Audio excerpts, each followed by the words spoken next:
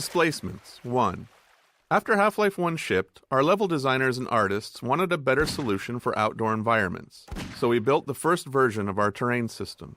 It was based on subdivided quads. To visualize this, imagine a flat square divided into a grid, where each point on the grid can be moved up or down. Level designers could lay out multiple squares and then use a paintbrush tool to shape hills and valleys by adjusting the grid points. For rendering, we used a special blended texture, which combined two different textures. Each grid point specified how much of each texture to use, allowing smooth transitions between surfaces like sand, grass, dirt, and gravel. This type of terrain system wasn't unusual in game engines at the time, and we naively thought it would be enough for our game designers. Washing machine puzzle. We created the washing machine physics puzzle late in development, after playtesting indicated that players needed some downtime from the relentless pressure from the helicopter. Pacing contrasts like this can accentuate the high moments by resetting the player's emotional state and warding off exhaustion or even boredom. It was a positive sign that players reacted so strongly to all the work done to make the helicopter truly menacing, but if we didn't manage the stress of it, fatigue set in, which quickly started to feel like monotony rather than excitement. Originally, players quickly drove through this area, but because of the nice sunlight and composition of the canal here, we decided it was a good spot to pause the action and have the player spend some quiet time solving a puzzle. The puzzle itself, which was the first to use masses and pulleys, ended up giving rise to other physics navigation puzzles elsewhere in the game.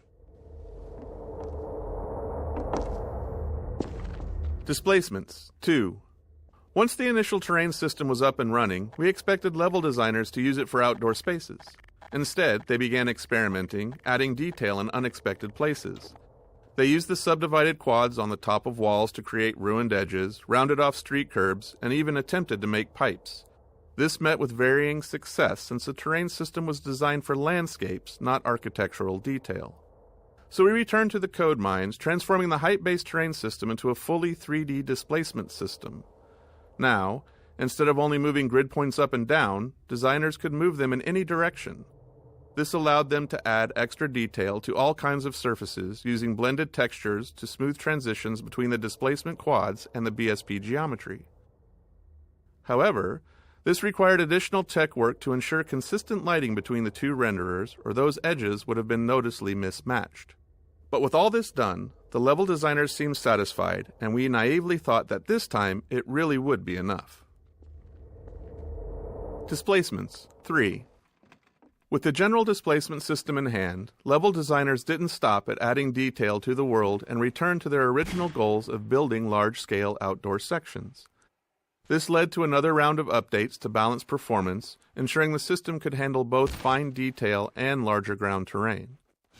Texturing had to improve as well, especially to support complex structures like overhanging cliffs that weren't possible with the original height-based system.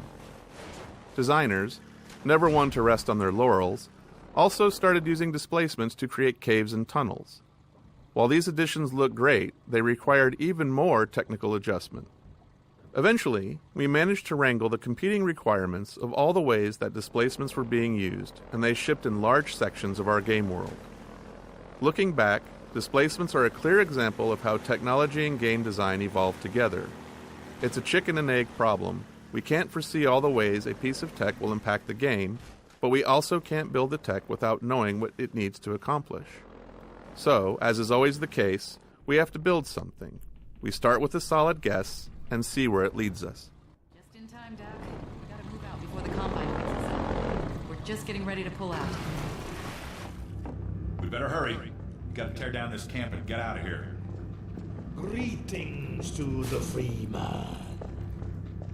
Come on in.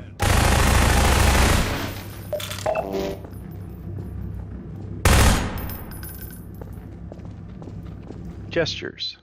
Each of our characters had a library of simple animations called gestures, which we could easily layer on top of other body movements.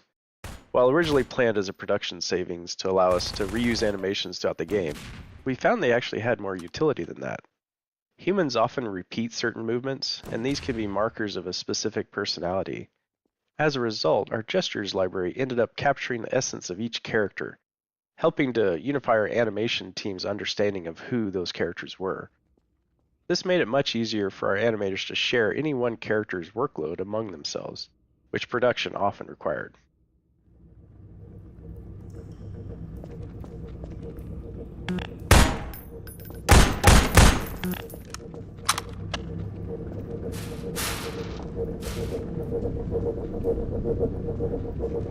There we are. That gun came off one of the same hunter choppers that you're up against. I always like to bring a little irony to a firefight. Take that chopper down, and you should be able to tear on through to Eli's place. The Freeman will accept this weapon. Will suffer.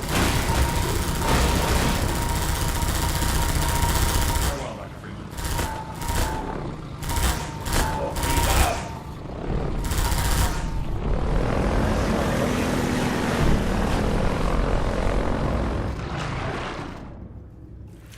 Airboat Changeup. We heard from the playtesters that they wanted more varied gameplay from the airboat. Up until this point of the game, the player had no real way to fight back against the helicopter and other enemies, so it felt right to introduce a new weapon and in turn deliver a pacing change and set the stage for what would come next. In the subsequent areas, we added target practice to acquaint people with their new weapon. Extra physics force on the airgun projectiles meant targets would get sent flying and make it feel way more powerful than anything in the player's loadout. Even then, when it came to playtesting combat against the helicopter, a lot of testers still thought it was invincible and hadn't noticed our efforts to illustrate that it was taking damage from the Combine-mounted guns earlier. To get over this, we did the most obvious thing. We put the helicopter directly outside the tunnel in which you get the gun and make it extremely clear that you can and should shoot it. And it worked.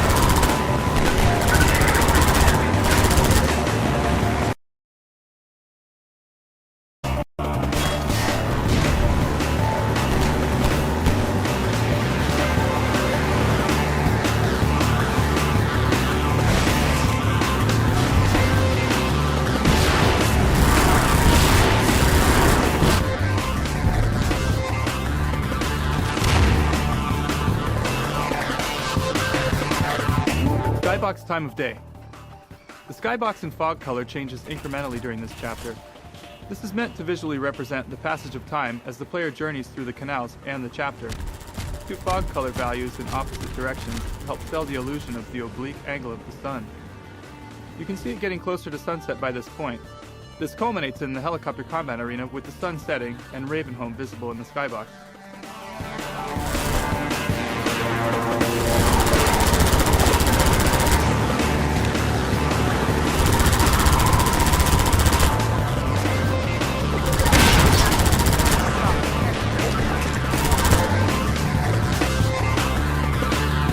A Half-Life game is an ultimately linear experience, but we're always looking for ways to break up the player path and create non-linearity at level scale. This lambda cache, replaced with a zombie and headcrab ambush, was entirely optional and built only to add some of that non-linearity to this section of travel through the canals.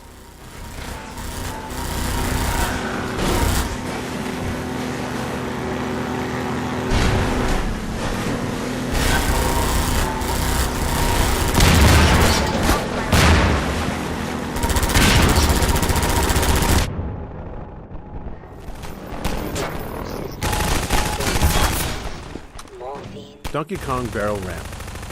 This particular area, the drainage ramp, originally started as just an interesting piece of level architecture. But during playtesting, we quickly saw how fun it was to slide the airboat up and around the slope, so we added more elements to enhance that experience. This included Metro Cops dropping barrels down toward the player, and a little nod to the classic arcade game, Donkey Kong.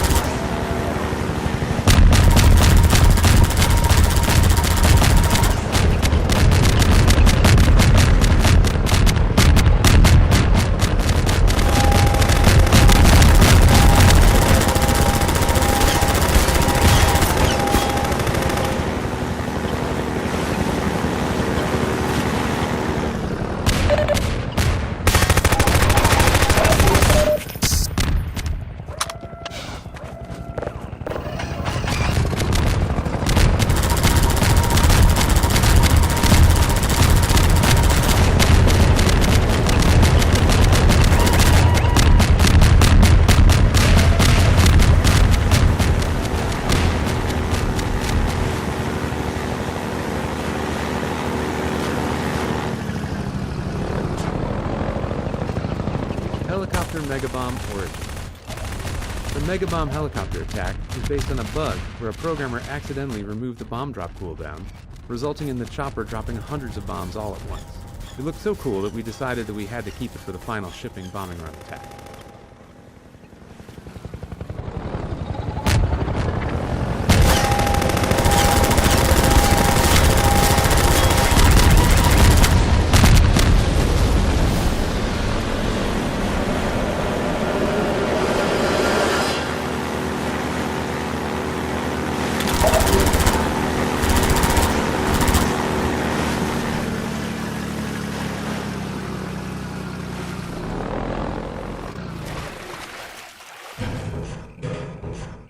Arena Exit Gate. The wheel mechanism to raise the exit gate was added specifically to force the player to defeat the helicopter before they can move forward. We often refer to elements like this as gating the player, using design elements to keep them from progressing until they've completed a necessary task. Here, it's quite literally a gate.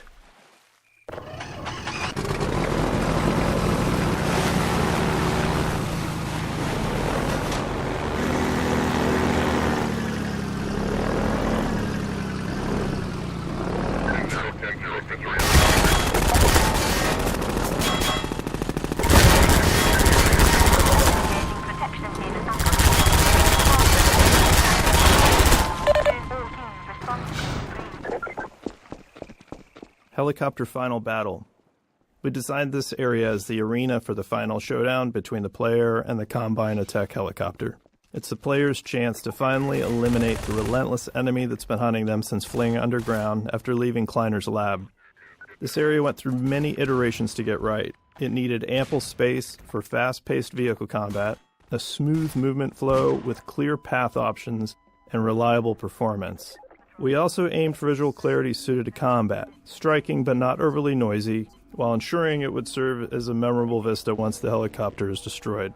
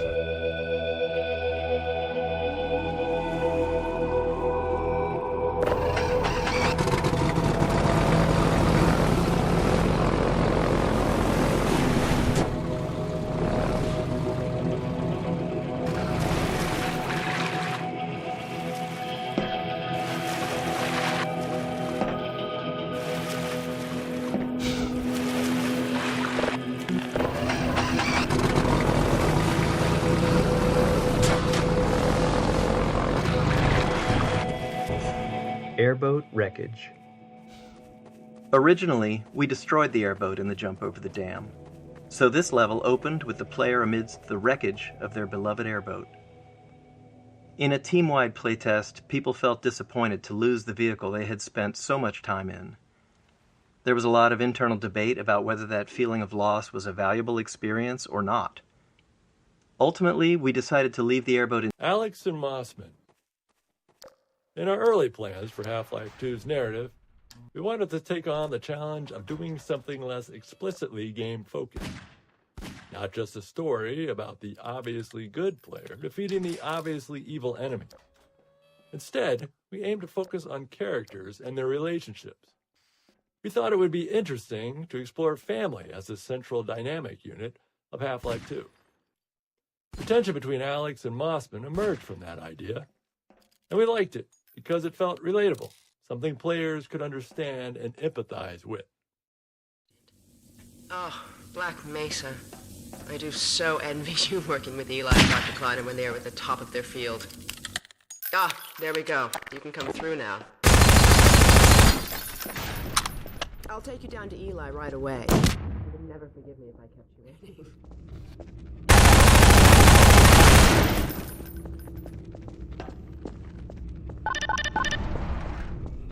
We could certainly use the extra help around here. We've covered a lot of ground the last few months, but things would go so much faster if we had more people with your training. We're closing in on a reliable local teleport technology, something the Combine still hasn't mastered. Eli thinks their portals are string-based, similar to our Calabi-Yau model, but they've failed to factor in the dark energy equations. They can tunnel through from their universe, but once they're here, they're dependent on local transportation. If they knew what we were doing with entanglement... Oh. Listen to me. I sound like a postdoc. I'm just so excited to think that we'll finally have the chance to work together. Where was I? Oh, yes. Dr. Kleiner compressed the Zen relay far beyond anything he imagined at Black Mesa. We figured out how to use Zen as an unexpressed axis, effectively a dimensional slingshot, so we can swing around the border world and come back in local space without having to pass through. Oh, here's Eli now. All right, good. Keep right on. Eli, look who I found in the air. Eli's lab. We built Eli's lab after Dr. Kleiner's, which gave us a better understanding of how to set up and design effective choreo scenes. As a result, we were able to create a more complex scenario with more opportunities for it to respond to the player. Having multiple characters doing their own thing around the room made staging tricky, and it took a lot of iteration and playtesting to get it to run smoothly. Our experience showed that, generally, players wanted to play along with the scene. They just needed enough subtle clues to know where we wanted them. Similarly, if they got distracted, the scene had to gently pause and wait for them to return. Hugs and pickups. Sometimes even little things can be a nightmare to get working. For example, getting a character to hug another character, or even more simply, just to pick up an object from a table, can cause a lot of issues. Even worse, in our dynamic environment, where the characters and objects aren't in preset positions, and the players running around getting in the way, these require a level of synchronization that can be quite tricky. They're made harder because humans handle them without thinking. As you're moving to the table to pick up a cup, you're doing all kinds of preparation with your body to get your feet and hands in the right position to be allowed to do it comfortably, everything ready right when you get there. If you're moving in to hug somebody, you're both doing it at the same time, adjusting constantly based on each other's movement. To get these features to work in the game involved a lot of synchronization work, making characters aware of each other and the world, and at the same time, getting them to know more about their future plans. It's tempting to want to break up pick up a cup example into discrete steps. Walk to the table, face cup, pick up a cup, because it's much simpler that way, and it makes the steps nicely reusable. But that's how robots work, not humans. Our characters had to know they were moving to a table with the intention to pick up a cup, so they could work on multiple parts of it simultaneously, making sure their hand grabs the cup right when they get there. With two characters, it's even more of a negotiation. Both need to agree where and when it's going to happen, and everything needs to happen in place in a seamless fashion. While these moments of simple interaction with your characters in the world are often short, they were critical to making them seem like believable people. Feel free to look around. Balancing the player's desire to explore with the narrative goals of the scene was always a challenge. We wanted the room to be full of interesting things to look at, but many players wouldn't explore until they were sure they wouldn't miss any of the character performances. That's why it was important for Eli to tell the player to look around midway through the scene. It signaled that it was safe to explore. From there, we could trigger a variety of custom mini-scenes based on what caught the player's. We want to put this dense chunk of visual story here because it's the place the game is most explicit at telling players to explore a space. Even though its primary job is world building, we still take strides to highlight the relationship between Eli and Breen, giving context to the world's central conflict. Sometimes I think you deliberately misunderstand me. Alex, why don't you take Gordon along and give him some practice with the gravity gun? Sure. Come on, Gordon. Let's go have some fun. The zero-point energy field manipulator is not a toy, Alex. Ugh, let's get out of here.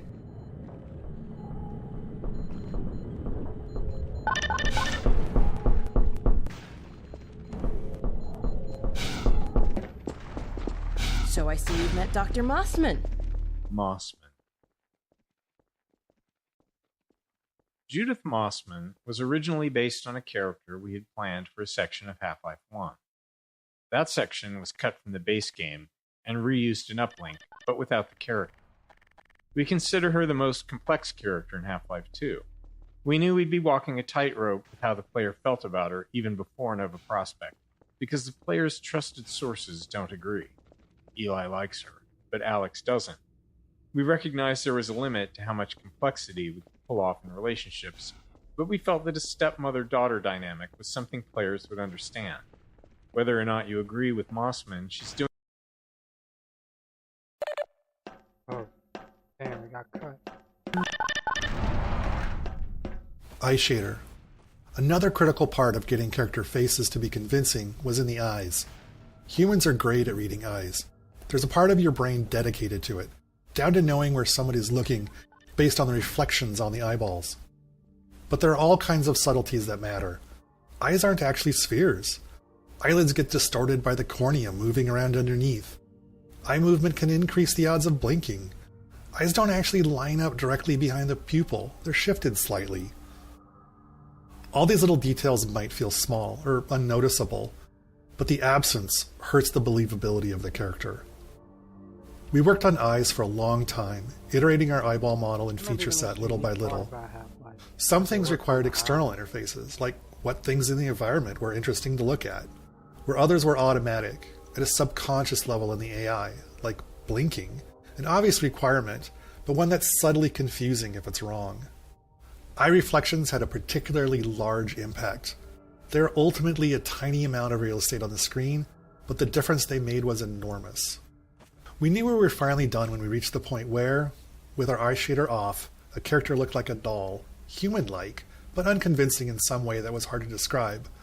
But when we turned it on, suddenly it felt like a human was looking at us. Character lighting. In the first year of development, we were struggling to get our characters to feel as realistic as we wanted them to. There were actually quite a number of different problems, all of which eventually required specific technological and artistic improvements to fix. The first major problem was lighting. At the time, lighting technology in games had many shortcuts, some due to performance, but many due to misunderstandings of how it all works. To make characters look good at the time, models and textures had to be created with much of their lighting solution baked into them, like shadows and glossiness. The characters looked cool, but they also looked like video game characters. We started building Alex with this approach, because that was how you're supposed to do it. We used the bake solutions and lit her like a movie actor, essentially as if she had a custom lighting rig that followed her around and ensured she always looked good. But it didn't really work. The range of lighting environments and the dynamic nature of video games meant that she'd look great in some environments, but always end up looking terribly unrealistic at some point. We tried iterating on our lighting rig, increasing its capabilities, but eventually it felt like we were at a dead end. Returning to the drawing board, we decided to try a different approach. We built her and the lighting and the textures from the ground up, throwing everything away, focusing on not on what we wanted her to look like under ideal lighting, but on how things were supposed to work in the real world. It might seem obvious, but it wasn't how it was done, at least not in video games. When looked at outside the game's renderer, these models and textures actually looked worse than the previous versions, but we managed to methodically pull out all the shortcuts and misconceptions about how light and texture and graphics cards worked and put it all back together. After all that was done, when we were finally able to look at Alex in-game with her new models and textures in a dynamic environment that kept her visually consistent at all times, well, she looked great.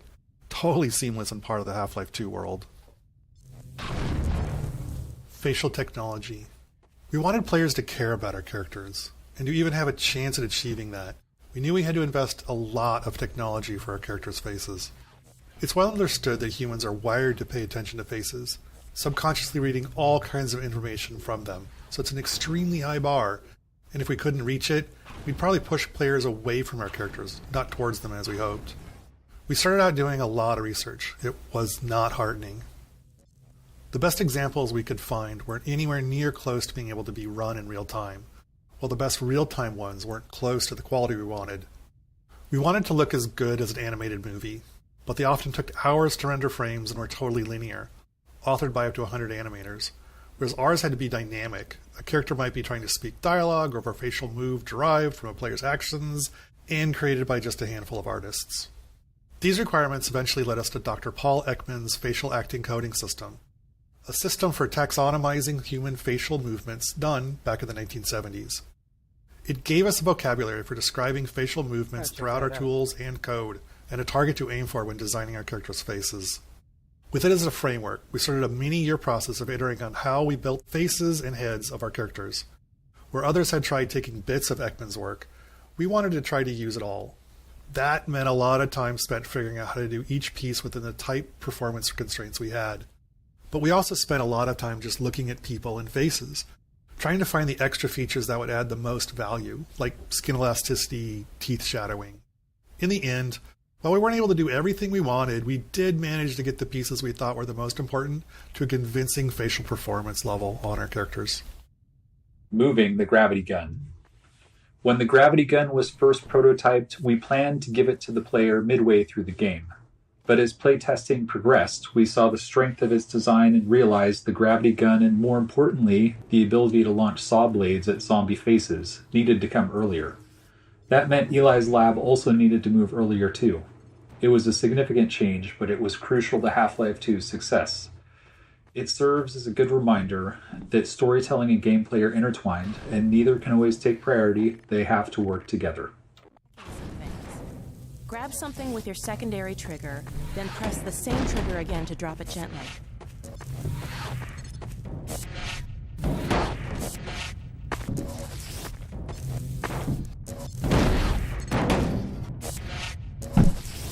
You can place objects by moving them into position and hitting the secondary trigger again.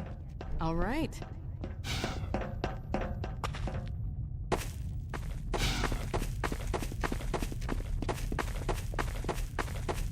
Risk.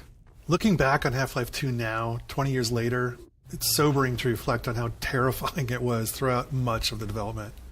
Game development is hard. You never really get what you'd like to have, which is be able to just validate risk before you start to pile more on top of it. For example, our facial animation technology, it took probably 3 or 4 years of work before we were confident it was actually going to work, but we couldn't wait until then. In that first year, we immediately started making all kinds of other choices in our game design, our asset production, and our other technologies, all based on the assumption that our facial animation technology was going to work in the end, from a quality and performance standpoint.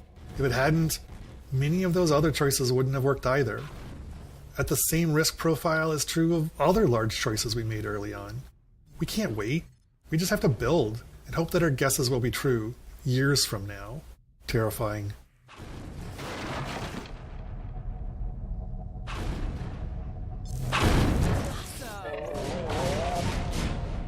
Another one, dog.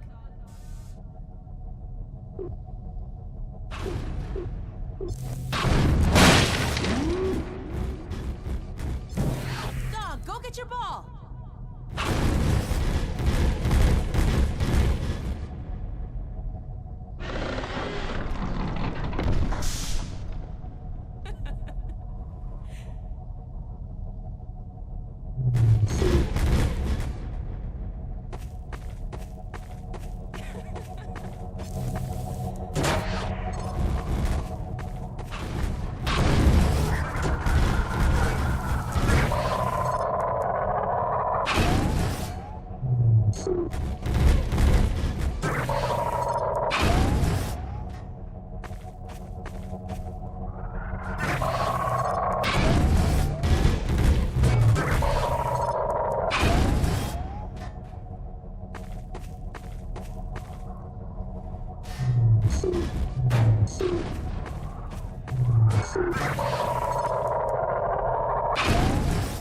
God damn it.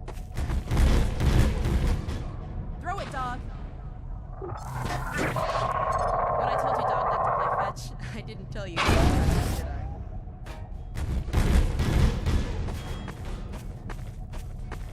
Oops.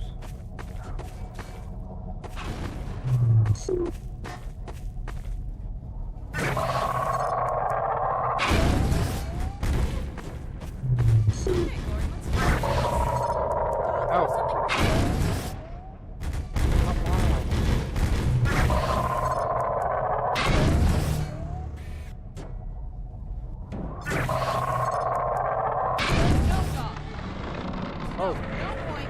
Down. Put that down. What is it, dog? Oh my god, what was that? Scanners! Oh, Combine sweeping the area! We've got to head back to the lab. Come on, Gordon!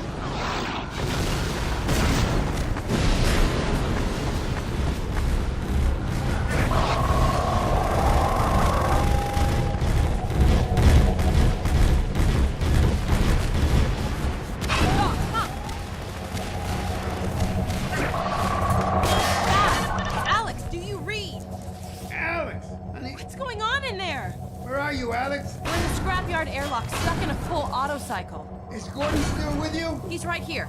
Good. I want you to... Dad? Take Gordon out of here. Head for the coast. Do not go through Raven. Dad? Dad! Damn it!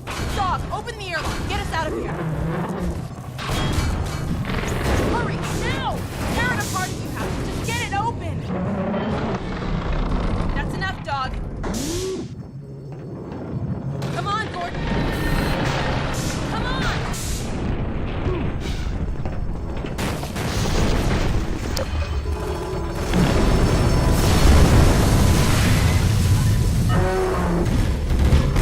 Gordon, you need to get out of here. I can't leave my father. Dog, take Gordon to the Ravenholm tunnel, then circle around and try to meet up with me. Hurry!